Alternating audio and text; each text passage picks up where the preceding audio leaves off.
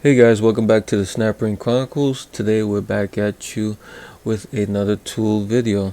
This time we got an adjustable wrench, and this is I don't know if I can call it rare, but kind of an offbeat brand.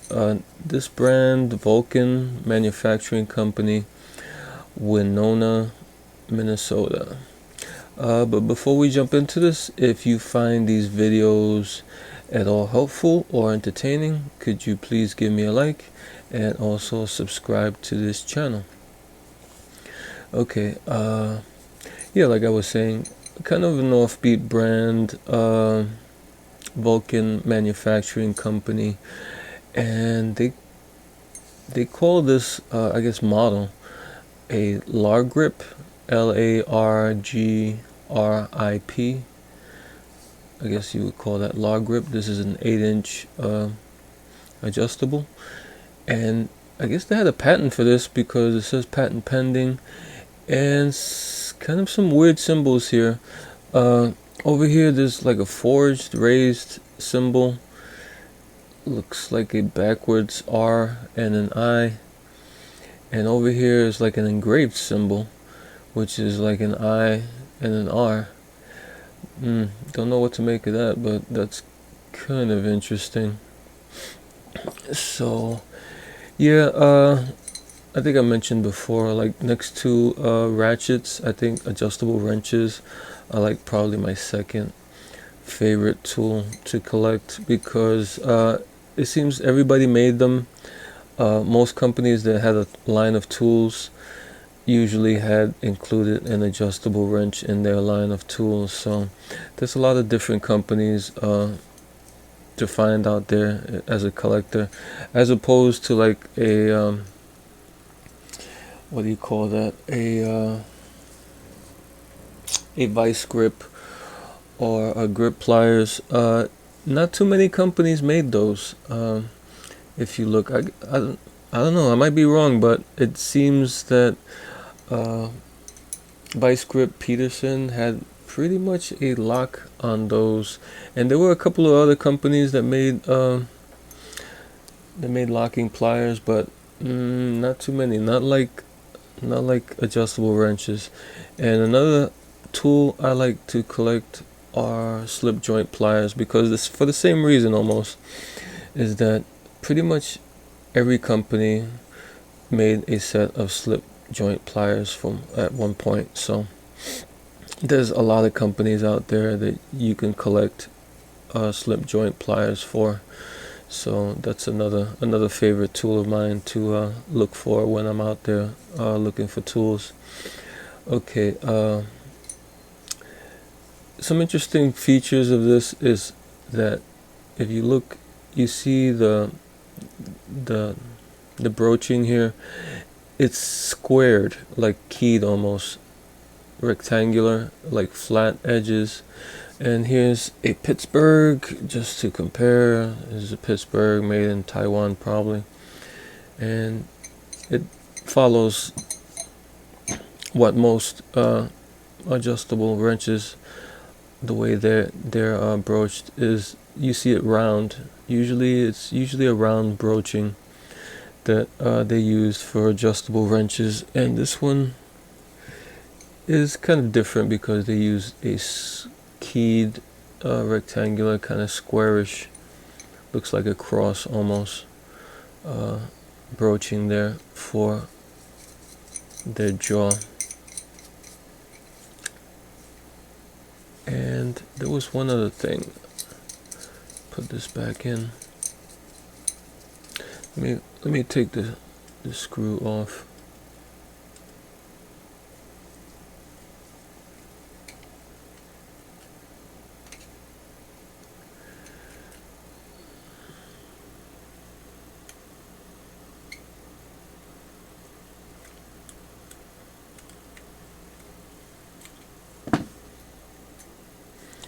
Okay, they have a plug instead of a screw that has threads on it. instead of the post that runs usually on a lot of models, a lot of other companies, they'll have the pin will be threaded. This one they decided to have a plug instead, so that's kind of a different take on it. And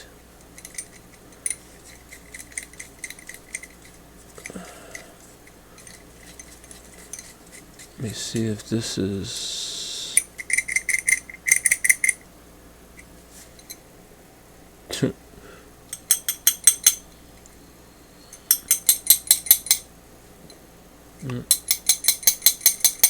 there we go. And here we have the pin. This is what the pin looks like. Just a regular pin. Don't think much went into that. Like I said, they put the plug behind or in front of the pin to keep it in place, and that's how they did this mechanism. And here is the turn wheel, the thumb wheel, and there is, I was surprised, there is a spring in the thumb wheel. I thought that maybe there wasn't gonna be one because this looks kind of old, and I was figuring maybe it was a design where it didn't have a spring in the thumb wheel.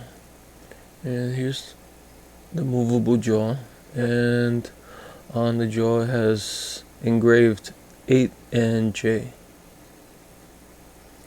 and that's a look at that. And on this side there's a 1 and a 1 with kind of a dash next to it.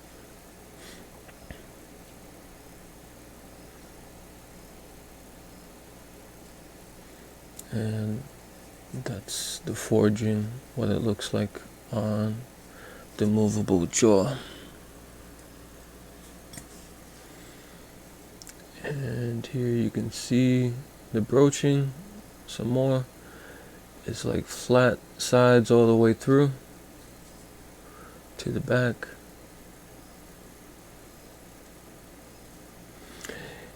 And not much can be found on this company. I think I went to Alloy Artifacts, and what they had was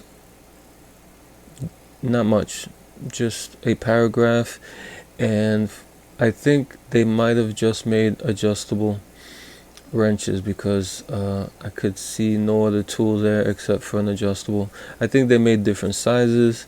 This is an 8. I think on Alloy Artifacts they had a 10-inch one, and I think I've seen on eBay or online, I think I've seen a 12-inch version of the same wrench. But like I said, they didn't give a date either on Alloy Artifacts.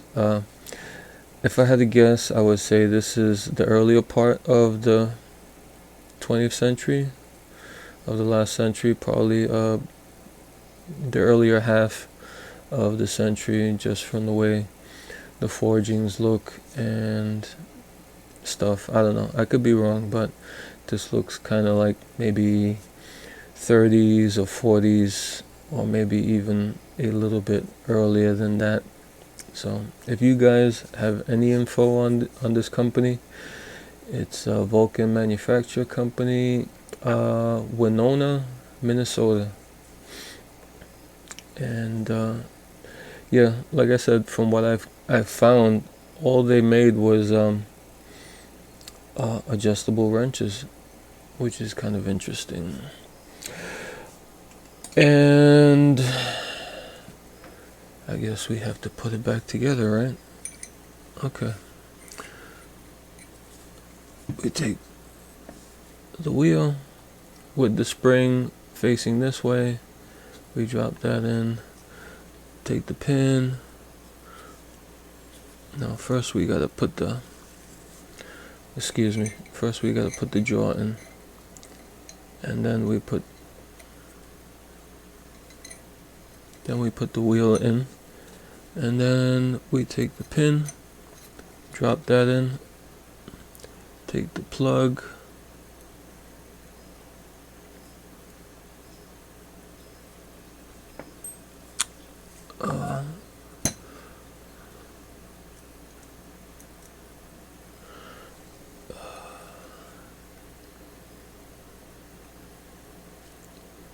take the plug and screw it in.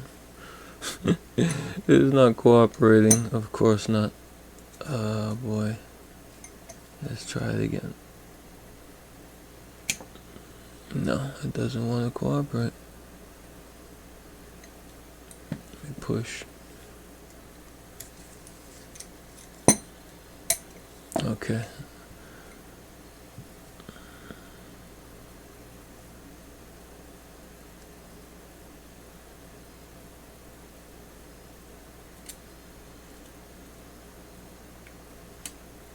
All right.